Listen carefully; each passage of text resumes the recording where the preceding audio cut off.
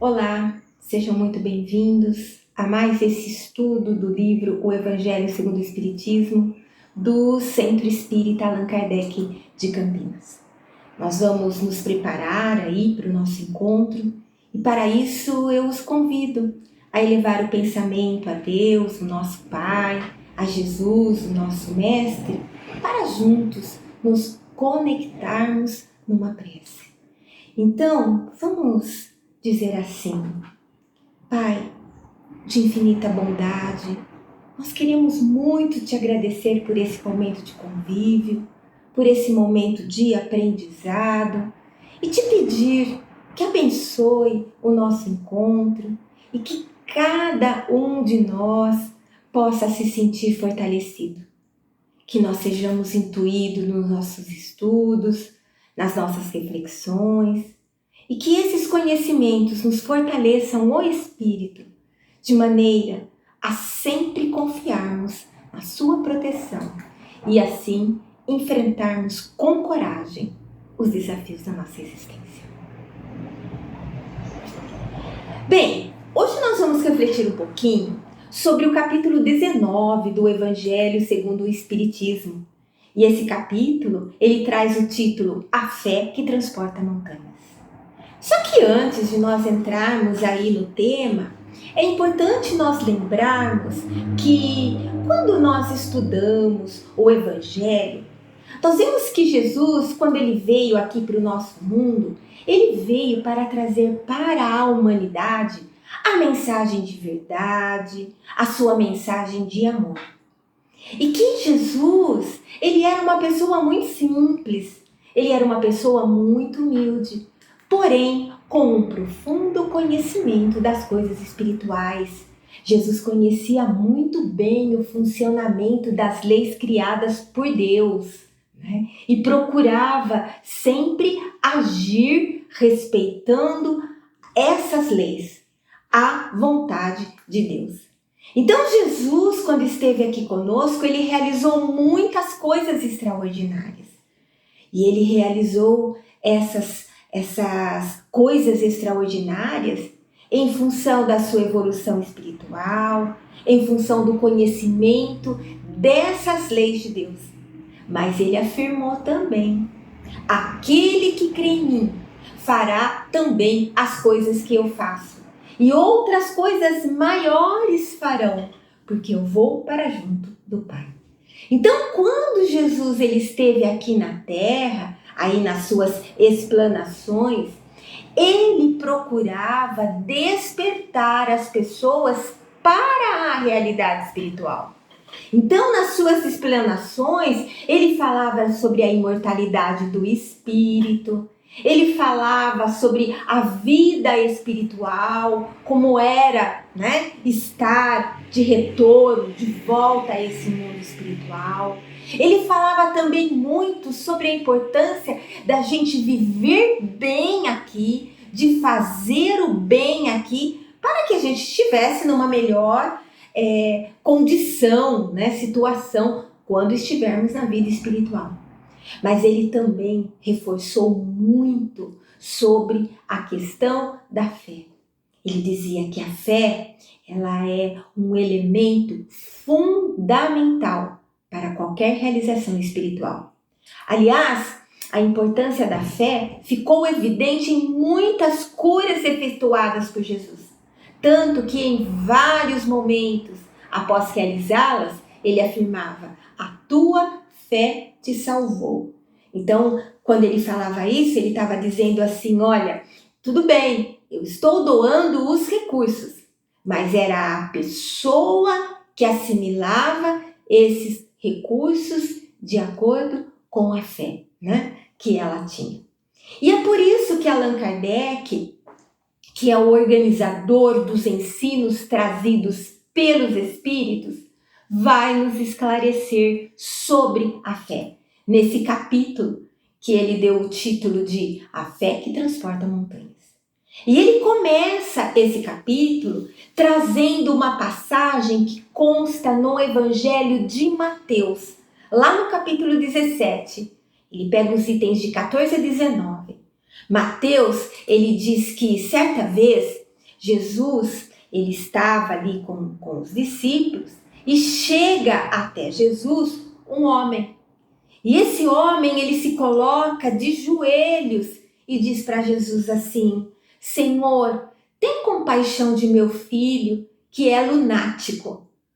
Então, olha aí, né? Vamos dar uma entendida nessa questão dessa palavra, lunático. Quando ele fala isso, ele estava se referindo ao sofrimento que aquele menino tinha. Porque ele tinha, na verdade, uma perturbação espiritual muito intensa. Ele estava ali sob a ação de espíritos perturbadores e ignorantes, né, que o desequilibrava. E diz o evangelista, né, que o pai disse para Jesus que o menino padecia muito, quer dizer, ele sofria muito. E justifica isso dizendo para Jesus assim, porque muitas vezes ele cai no fogo, muitas vezes ele cai na água. E disse o pai a Jesus que ele já havia apresentado o menino aos discípulos, mas que eles não o puderam curar. Jesus, diante dessas palavras ditas por esse pai, disse para todos que estavam ali: Ó geração incrédula e perversa, até quando estarei convosco? Trazei-me aqui esse menino. E tendo Jesus afastado o espírito que perturbava o menino, diz o evangelista que no mesmo instante esse menino ficou são. Mais tarde, os discípulos vieram ter com Jesus em particular e perguntaram para ele: por que nós não o pudemos curar? E aí Jesus respondeu para eles assim: por causa da vossa incredulidade. Pois em verdade eu vos digo, se tivesseis fé como um grão de mostarda, direis a essa montanha: transporta-te daí para ali, e ela se transportaria, e nada vos seria impossível. Então, olha só, né? É dessa colocação que vem o título do capítulo: a fé que transporta montanhas. E aqui, quando nós lemos esse texto, nós vemos que ela tem informações bastante importantes. Nós vemos nesse texto vários pontos para reflexão.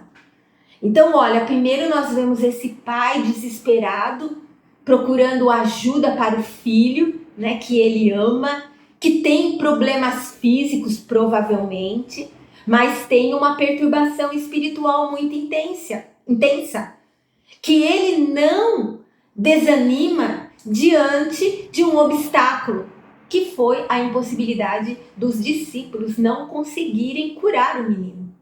Ele vai em busca de outros recursos. Nós temos também o ponto de vista dos discípulos, que não conseguem ajudar, não conseguem curar aquele menino.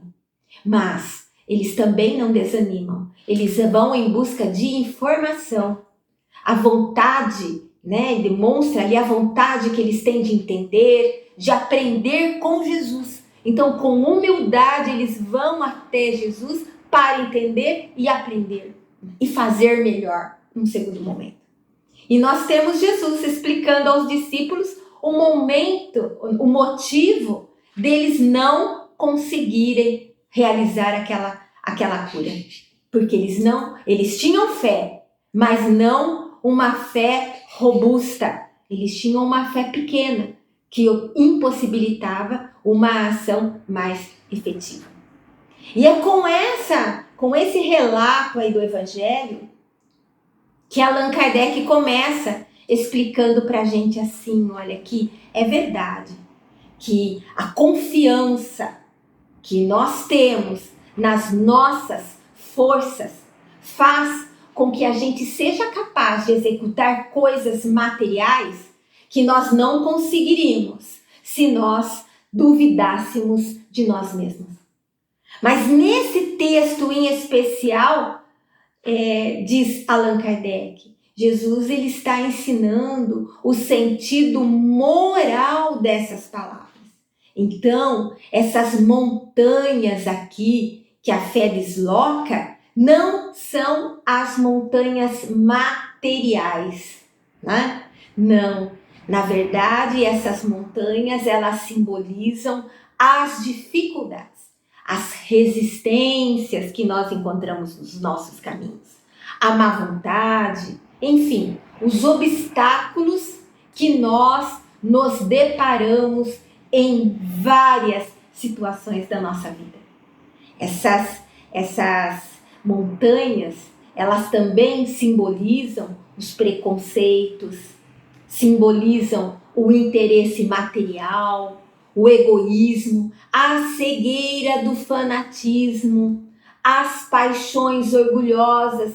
Tudo isso, diz Kardec, são montanhas que barram o caminho daqueles que trabalham pelo progresso da humanidade. Então, quando nós temos uma fé robusta, ela nos dá a perseverança, ela nos dá a energia e os recursos que nos ajudam a vencer esses obstáculos, sejam eles grandes, sejam eles pequenos. Kardec comenta que uma fé vacilante, ela resulta da incerteza, ela resulta da hesitação, que nós precisamos combater em nós. Então, essa fé vacilante, ela não nos incentiva a vencer. Por quê? Porque ela traz o desânimo, ela nos faz desistir facilmente diante das dificuldades.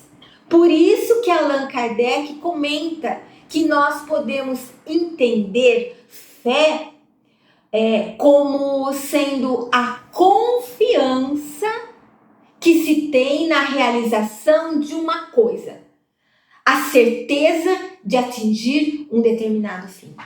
Ele diz que essa fé, ela nos dá uma espécie de lucidez. Ela nos permite ver em pensamento o objetivo que nós queremos atingir. E mais, ela nos ajuda a visualizar, a traçar estratégia, meios para atingi-lo.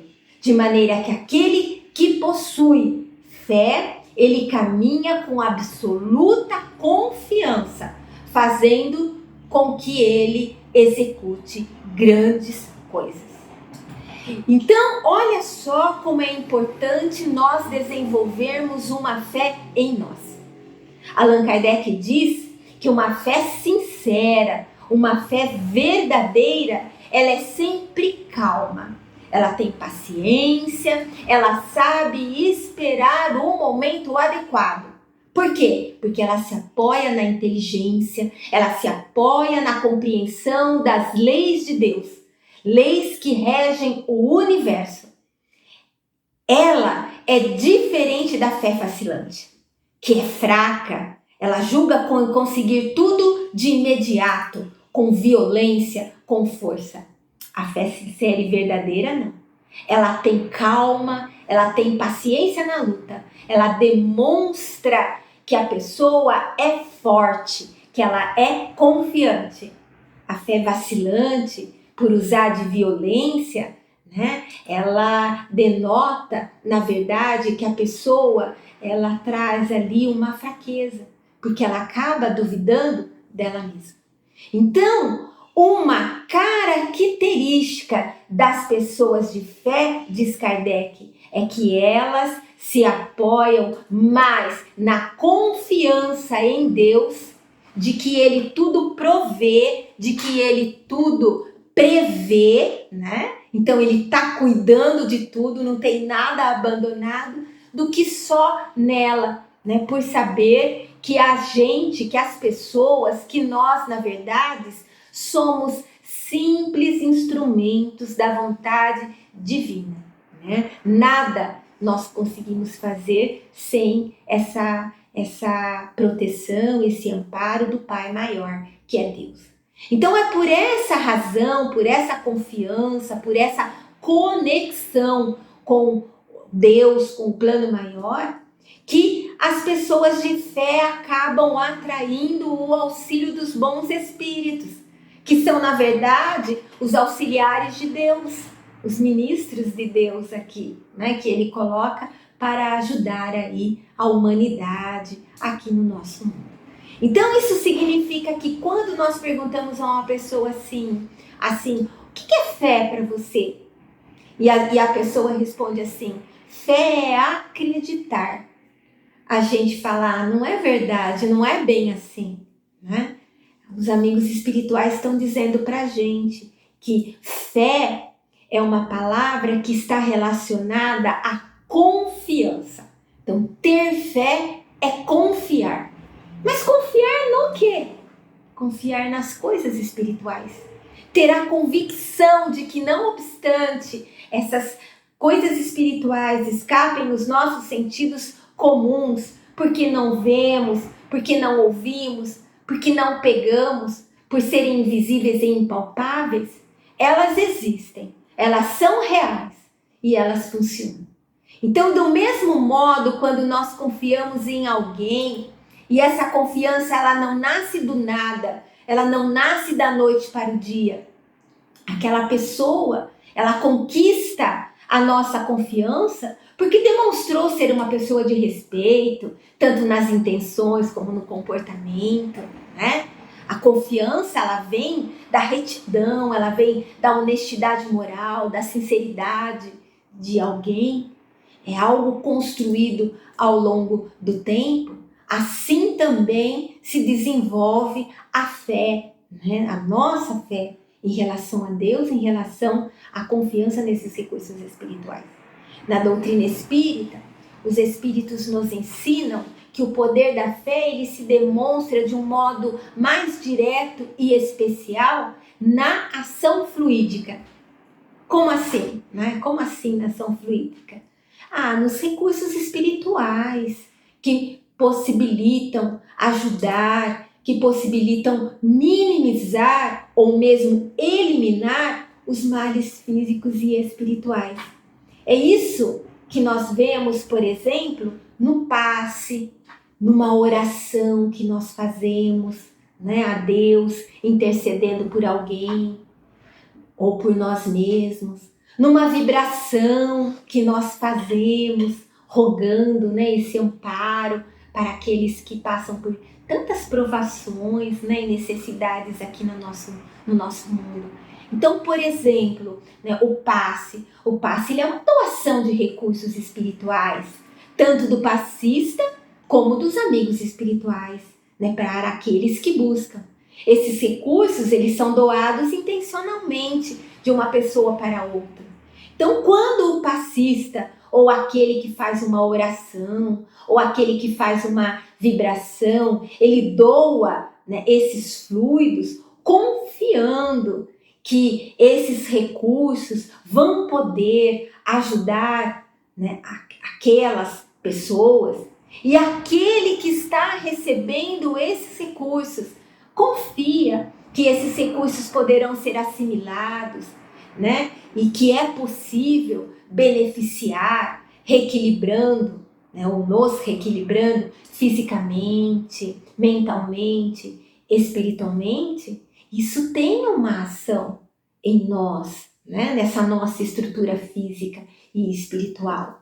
Jesus, quando curava as pessoas, ele dizia assim: a tua fé te salvou. Quer dizer, a sua confiança ajudou a assimilar os recursos disponibilizados. Mas também vale para aqueles que doam os recursos. Por isso é que Jesus disse para os apóstolos: se não o curastes, foi porque não tinhais fé, né? Então é preciso ter essa confiança. Aliás, os especialistas aí, né, da nossa ciência, em estudos assim bastante recentes na área da medicina, na área da psicologia, ela vem constatando, né, que as pessoas que cultivam uma fé, que estão ligadas ou não a uma determinada religião, alcançam níveis maiores de prevenção, de superação de enfermidades e problemas, quando confiam, né, naqueles recursos, sejam eles físicos, sejam eles espirituais, que estão sendo mobilizados. Então, crer e confiar em Deus não faz bem só para o espírito. A fé, ela traz também saúde, pode prolongar a nossa vida. Por quê? Porque faz com que a gente adote um comportamento mais saudável para a nossa vida, para o nosso corpo, para a manutenção do nosso espírito. Então, Kardec, nesse capítulo, além de falar dessa questão, né, de nós fortalecermos a nossa fé, ele também insere nesse estudo uma história que consta no Evangelho de no Evangelho de Marcos, lá no capítulo 11, versículos 12 a 14 e 20 a 23. Essa história, ela fala de uma figueira seca, e ela é conhecida no Evangelho como parábola da figueira que secou. Parábola, ela é uma história que conclui por um preceito de moral, que conclui por uma forma de conduta. Então, não é algo que aconteceu realmente. Jesus fala de forma, de sentido figurado. E nessa parábola, o evangelista registra que certa vez Jesus e os discípulos saíram da cidade de Betânia, um lugarejo perto da cidade de Jerusalém. E Jesus teve fome. E ele viu ao longe uma figueira. E para lá ele se encaminhou, né, com o objetivo de achar alguma coisa para se alimentar. E quando ele se aproximou ali daquela figueira, ele achou apenas folhas. Não era época de figos. Então a figueira não tinha figos. E aí Jesus disse para a figueira, diz o evangelista, que ninguém coma de ti fruto algum. E os discípulos que estavam ali ouviram Jesus fazer essa colocação. E no dia seguinte, quando eles passaram pela figueira, eles viram que ela tinha secado até a raiz. E aí Pedro observou, lembrou do que Jesus tinha dito e disse para Jesus assim: Mestre, olha como secou a figueira que tu amaldiçoaste. E diz que Jesus, tomando a palavra, disse para ele assim: Tende fé em Deus. Digo-vos em verdade, que aquele que disser a essa montanha, tira-te daí e lança-te ao mar, mas sem hesitar em seu coração, crente de que tudo o que houver dito acontecerá, verá que acontece. Então aqui a gente tem que fazer alguns comentários também, né? Lembrando que Jesus, ele entendia sobre os fenômenos da natureza e que o próprio texto fala que não era época de figo. Então não era impossível encontrar figo naquela figueira. Além do mais, as palavras dos discípulos de que a figueira secou porque foi amaldiçoada não condiz com a imagem de brandura, com a imagem de amor do nosso mestre, né? Então a gente precisa entender que Jesus, ele está falando de modo figurado. Ele está falando, né, ali com a visão espiritual. Então Jesus está comparando aí essa figueira seca com os diferentes representantes das religiões, que ensinam por palavras, mas não por amor e pelos exemplos. Então, embora conheçam e se desenvolveram ali, né, para dar frutos, eles nada oferecem adequadamente para alimentar o espírito daquelas pessoas que os procuram nas diversas instituições. As pessoas, elas chegam às instituições famintas de conhecimento. Elas querem se alimentar do conhecimento espiritual. E muitas vezes há representantes que não oferecem os conhecimentos que fortalecem a fé em Deus, a fé em si mesmas. Então, naquilo que realmente ajudem as pessoas a se fortalecerem na fé e na esperança, e principalmente na ação do bem. Elas falam, mas não agem, não exemplificam o que sabem. Então, é como se estivessem seca o tempo todo, não dão frutos. Kardec, nesse capítulo, ele também fala sobre isso. Ele diz que são árvores cobertas de folhas, porém sem frutos. O que falta é a verdadeira fé, a fé produtiva, a fé que abala as fibras do coração, a fé numa palavra que transporta montanhas. Então, meus amigos, eu acho que nós podemos concluir o nosso estudo desse momento, lembrando uma tirinha que a gente vê, né, nas redes sociais, aí, às vezes nos jornais, né, que fala assim, olha, que a tristeza, ela faz a gente olhar para trás. Faz a gente olhar para trás porque a gente fala assim, né, quando a gente está vivendo no hoje, antes era tão bom, eu era tão feliz, agora eu não sou, né? A preocupação não faz a gente ficar olhando em volta. A gente fica com medo e diz assim, será que vai piorar mais ainda? Mas a fé não. A fé nos faz olhar para cima. Faz a gente dizer assim, Deus, cuida de mim, né? Então é essa a mensagem que a gente gostaria de deixar. E para terminar o nosso estudo, fechando esse pensamento, eu gostaria de compartilhar com vocês uma mensagem do Espírito Meimei. Uma mensagem que diz assim, que ela ditou na psicografia do Chico. Ela diz assim, não percas a tua fé entre as sombras do mundo. Ainda que os teus pés estejam sangrando, segue para a frente, erguendo-a por luz celeste acima de ti mesmo.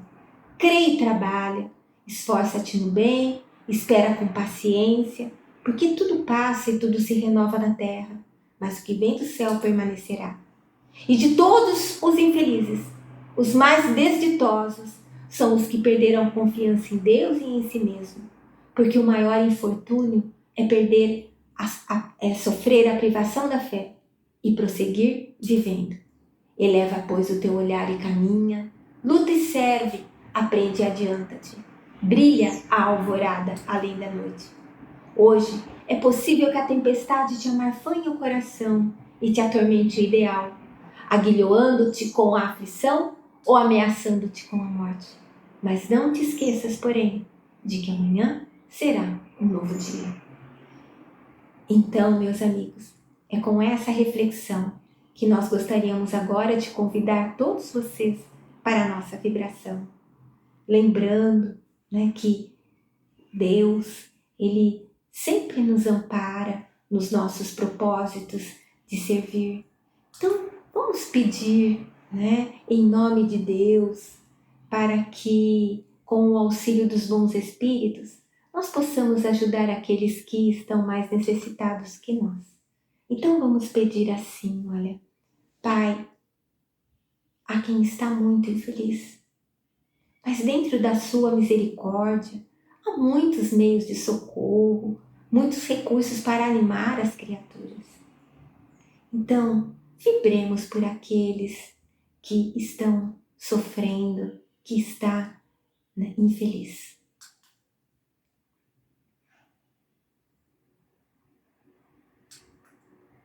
Nos hospitais, nos lares, os enfermos esperam um conforto e querem sarar.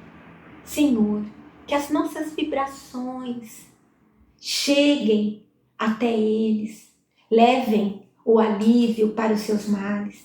E se for permitido por tuas leis sábias e santas, que eles recuperem a saúde. E quanto a nós, Senhor, nós te pedimos perdão pelas nossas faltas. Ajuda-nos a desenvolver as virtudes que colocastes dentro da nossa alma. Nós queremos muito cumprir os nossos deveres para alcançarmos o aperfeiçoamento espiritual. Porque somente assim nós poderemos ter a verdadeira felicidade. Graças, Senhor, por todas as bênçãos que nos dás, por esses momentos de vibrações que pudemos nos doar e que outras pessoas também tenham momentos assim. E aí, nós nos despedimos na tua paz.